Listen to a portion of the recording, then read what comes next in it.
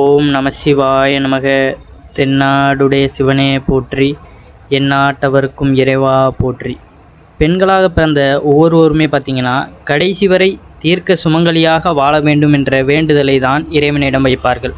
தன்னுடைய கணவர் ஆயுளோடு இருக்கவும், தன்னுடைய குடும்பம் ஆரோக்கியத்தோடு இருக்கவும் பெண்கள் தலையில் தினமும் பூக்களை சூடிக்கொள்ள வேண்டும் என்பது நம்முடைய இந்து மதத்தில் சொல்லப்பட்டிருக்கும் ஒரு சாஸ்திரம்.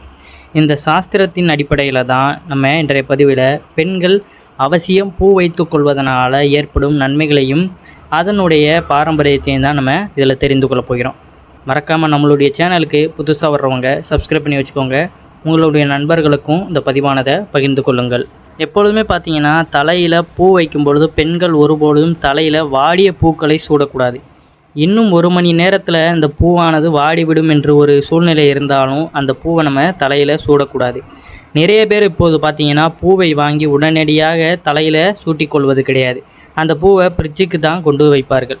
வாங்கிய பூவை கவரில் கட்டி டப்பாவில் போட்டு ஃப்ரிட்ஜில் வைத்துவிட்டு அது வாடும் தருவாயில் தான் தலையில் எடுத்துக்கொண்டு வைக்கின்றார்கள். இது பார்த்திங்கன்னா ஒரு தவறான செயல் அப்படின்னே குறிப்பிடப்பட்டுள்ளது. வாடிய பூக்களை பெண்கள் கட்டாயம் சூடிக்கொள்ளக்கூடாது. வாடிய பூவை பெண்கள் தலையில் சூட்டக்கூடாது என்றால் அப்போது இறைவனுக்கு கட்டாயம் லேசாக வாடிய பூக்களை கூட இறைவனுக்கு சூட்டக்கூடாது. நிறைய கோவில்களில் வாசலில் பூக்கட்டி விற்பனை செய்வார்கள். அந்த பூ சிறிது நேரத்தில் பாதி வாடி இருக்கும். ஆனாலும் அந்த பூ அந்த கடையில் விற்பனைக்காக இருக்கும். நாமும் வேறு வழி இல்லாமல் அந்த பூவை வாங்கி கொண்டு போய் இறைவனுக்கு கொடுப்போம். எப்பொழுதுமே பார்த்திங்கன்னா விற்பவர்களாக இருந்தாலும் சரி, வாங்குறவர்களாக இருந்தாலும் சரி, வாடிய பூக்களை மற்றவர்களுக்கு கொடுக்கவும் கூடாது. அதை வாங்குறவர்களும் அதை பார்த்து வாங்கணும். வாடியது அப்படிங்கிறதே எதிர்வினையை தான் குறிக்கின்றது. அதனால் பார்த்திங்கன்னா எப்பொழுதுமே இறைவனுக்காக கோயிலில் கொண்டு போய் கொடுக்கறதுலையும் சரி, தலையில் வைத்துக்கொள்வதிலையும் வாடிய பூக்களை பெண்கள் வைத்துக்கொள்ளக்கூடாது அப்படிங்கிறது நியதி. இதற்கு பின்னால் பார்த்திங்கன்னா ஒரு வரலாறு கதை இருக்குது. அதையும் நம்ம இதில் சுருக்கமாக பார்க்கலாம். பூவில் வாசம் கொண்ட மதனமோகினி பூக்களை சூடிக்கொள்பவர்களும் பூக்களை வாங்கி கொண்டு போய் இறைவனுக்கு சாத்துபவர்களுக்கும் நிறைய கஷ்டங்களை கொடுத்து வந்தார். அந்த மதனமோகினியை முருகப்பெருமான் அழைத்து தண்டிக்கும் தருவாயில் மதனமோகினி முருகப்பெருமானிடம் மன்னிப்பு கேட்டு சாப விமோச்சனத்தை பெறுகிறாள். அந்த சமயம் பார்த்திங்கன்னா மதனமோகினி முருகப்பெருமானிடம் ஒரு வாக்கும் கொடுக்கிறார். இனி புத்தம்புது பூக்களை சூடக்கூடிய பெண்களுக்கு நான் எந்த கஷ்டத்தையும் கொடுக்க மாட்டேன்.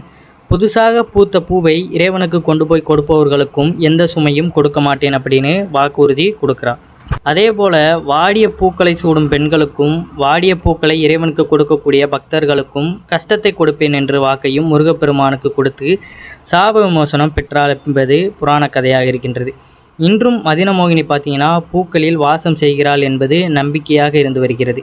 இதுவும் ஒரு காரணமாக வாடிய பூக்களை நம்ம சூடுவதனால நமக்கு பிரச்சனைகள் ஏற்படும் அப்படின்னு குறிப்பிடப்பட்டுள்ளது.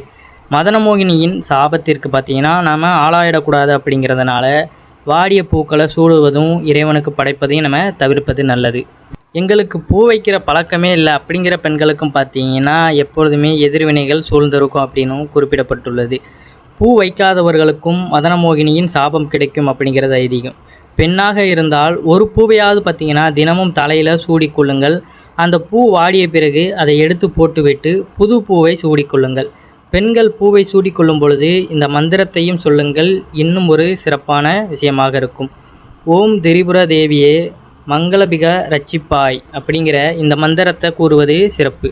இந்த மந்திரம் பார்த்திங்கன்னா நிறைய நேர்மறை ஆற்றல்களை நமக்குள்ளே தக்க வைத்து கொள்ளக்கூடியதாக இருக்குது. அதனால் பார்த்திங்கன்னா எப்பொழுதுமே பூக்களை நம்ம மாற்றி திரும்ப வைக்கும் பொழுது இந்த மந்திரத்தை கூறி வைப்பது மிகவும் சிறப்பு வாய்ந்த ஒன்றாக இருக்கும்.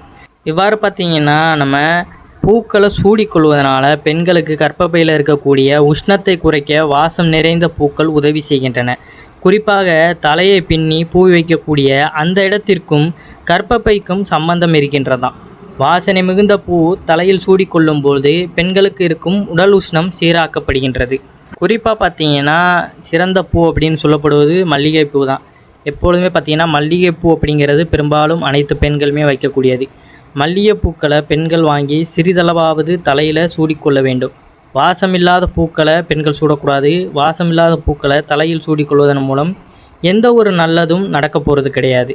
வாசமில்லாத கனகாம்பரம், டிசம்பர் இப்படிப்பட்ட பூக்களை சூடும் பொழுது அதோட கொஞ்சம் வாசம் நிறைந்த மல்லி முல்லைகளையும் சேர்த்து சூடிக்கொள்ளுங்கள். இன்று பார்த்தீங்கன்னா நம்ம நவநாகரிக உச்சக்கட்டத்தில் நம்ம இருக்கிறோம். எல்லாமே மறந்து கொண்டு வருகின்ற ஒரு தருவாயில் இருக்கிறோம். திருமண வரவேற்பு போன்ற சுப நிகழ்ச்சிகளையுமே தலையில் அலங்காரம் செய்யும் பொழுது பெரும்பாலானோர் வாசம் நிறைந்த பூக்களை வைப்பது கிடையாது. பிளாஸ்டிக் பூ தேவையில்லாததை தான் நம்ம இப்போதைக்கு வைத்து கொண்டு இருக்கின்றோம். கலர் கலராக காகித பூக்களை வைத்து அலங்காரம் செய்கிறார்கள். அது ரொம்ப ஒரு தவறான செயல்தான். எத்தனை அழகு நிறைந்த காகித பூக்களை அலங்கார பொருட்களாக நம்ம தலையில் வைத்தாலும் சரி, திருமணம் போன்ற சுப நிகழ்ச்சிகள் செய்யும் பொழுது கட்டாயமாக அதில் வாசம் நிறைந்த பூக்கள் இருக்க வேண்டும். அதிலும் மல்லிகைப்பூ இருப்பது தான் மிக மிக சிறந்தது. இப்போ உள்ள காலத்தில் நம்ம அதை வைத்து கொள்வது அப்படிங்கிறது நிறைய இடங்களில் கிடையாது. வசதிக்கேற்ப பார்த்தீங்கன்னா நம்ம ஆடம்பரமாக செலவழிக்கிறோம் அப்படின்னு தேவையில்லாததான் வைக்கிறோம். ஆனால் இப்படி பார்த்தீங்கன்னா காலங்காலமாக திருமணத்திற்கு முறைப்படி மல்லிகைப்பூ வைத்து நம்ம சாதாரணமாகவே அலங்காரம் பண்ணாலே அதுவே அழகு தான்.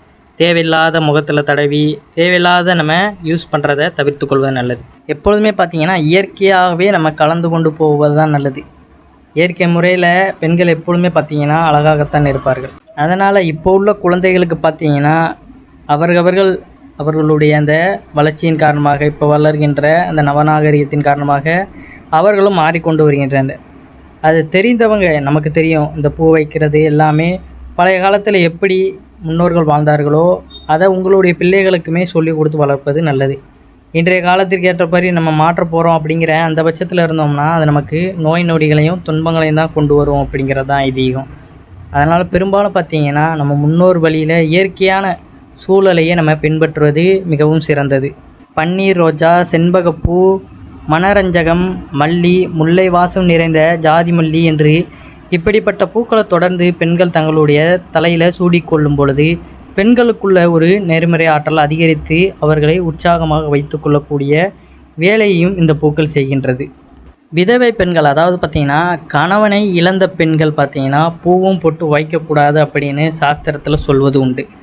சரி, இந்த விஷயத்திற்கு எல்லாம் விதவை பெண்களுக்கு மட்டும் ஏன் விதிவிலக்கு? பூவும் பொட்டும் கணவனை இழந்த பெண்கள் ஏன் வைக்கக்கூடாது? இந்த கேள்விக்கான பதிலையும் நம்ம இதில் தெரிந்து கொள்வோம். பொட்டு என்பது பார்த்திங்கன்னா அந்த காலத்தில் தாலியில் கோர்க்கக்கூடிய பொட்டை தான் குறிப்பிட்டு சொன்னார்கள்.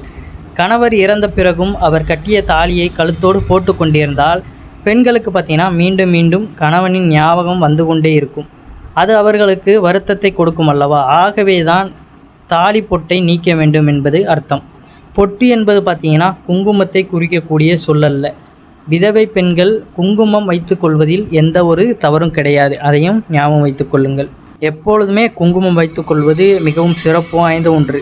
நெற்றி வடுகளில் நம்ம குங்குமத்தை வைத்து கொள்வது நம்மளுடைய உடல் ஆரோக்கியத்தையும் நம்மளுடைய மனதையும் எப்பொழுதுமே ஒரு நல்லபடியான சூழலில் வைத்திருக்கும். பூவும் பார்த்திங்கன்னா பெண் குழந்தைகள் பிறந்ததிலிருந்து, அதாவது 1 வயது ஆரம்பத்திலிருந்தே அந்த குழந்தைக்கு பூ வைத்து அழகு பார்ப்போம். திருமணமான பின்பு ஒரு குறிப்பிட்ட வயசு வரும்போது பெண்கள் இந்த பூவை தலையில் சூடிக்கொள்ளும் பொழுது அந்த பூவில் இருக்கும் வாசம் அவர்களுடைய உணர்ச்சியில் சில மாற்றங்களை ஏற்படுத்தும். கணவரை இழந்த பெண்களுக்கு அப்படிப்பட்ட பாதிப்புகள் எதுவும் வந்துவிடக்கூடாது என்ற ஒரு காரணத்தால் தான் கணவர் இறந்த பின்பும் பார்த்திங்கன்னா விதவை பெண்கள் பூ சூட வேண்டாம் என்று நம்முடைய முன்னோர்கள் சொல்லப்பட்டுள்ளது.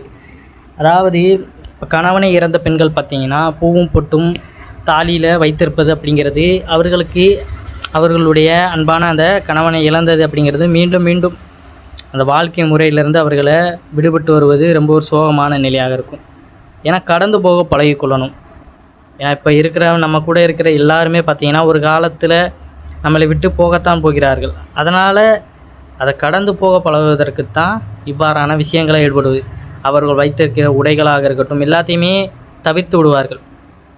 ஒரு நிமிடம் அந்த நினப்பு வந்துட்டாலே அந்த நினப்பானது அவ்வளோ சீக்கிரம் போவது கிடையாது தான். இருந்தாலும் அதை கடந்து போக பழகி கொள்வதற்காகத்தான் இவ்வாறு நம்மளுடைய முன்னோர்கள் குறிப்பிடப்பட்டுள்ளது. அதனால் இறந்தவர்களுடைய உடை வைத்துக்கொள்வது அப்படி இப்படின்னு அவர்கள் நம்ம கூட இப்படி தேவையில்லாத எதிர்வினை பேச்சுக்களை பேசக்கூடாது.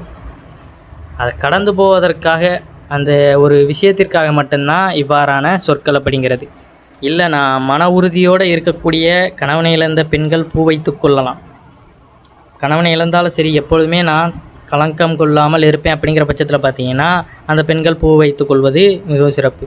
ஆனால் கணவனை இழந்த பெண்களுக்கு பூவை பார்க்கும் பொழுது நிச்சயமாக அவர்களுடைய கணவரின் நினைவு வரும். அதை தவிர்க்க வேண்டும் என்பதற்காக தான் இந்த ஒரு சாஸ்திரத்தை நாம் கடைபிடித்து வருகின்றோம். தவறு என்று நினைத்தால் எல்லாமே தவறு தான். சரி என்று நினைத்தால் எல்லாமே சரிதான். அது பார்ப்பவர்களுடைய கண்களில் தான் உள்ளது.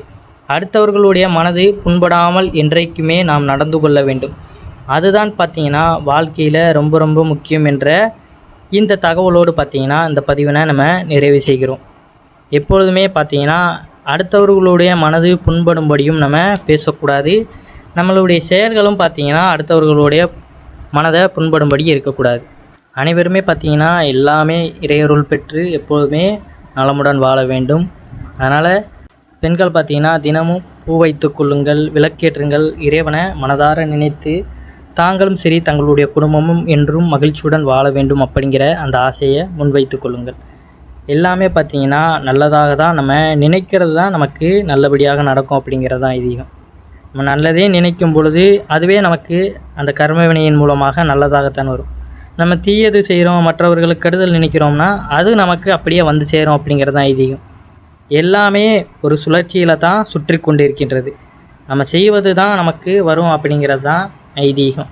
அதனால் வாழ்க்கையில் வாழ்கிறத நம்ம சிறப்பாகவும் நல்லபடியாகவும் ஒழுக்க முறையில் வாழ்ந்துவிட்டு நம்மளுடைய கடமையை ஆற்றி கொண்டு திரும்ப இறைவனிடமே செல்கின்ற அந்த பாதையை நம்ம தேடிக்கொள்ளணும் அப்படிங்கிறது தான் ஐதீகம். அனைவரும் என்றும் இறையருள் பெற்று நலமுடன் வாழ வேண்டும். நன்றி, வணக்கம். ஓம் நம சிவாய நமக.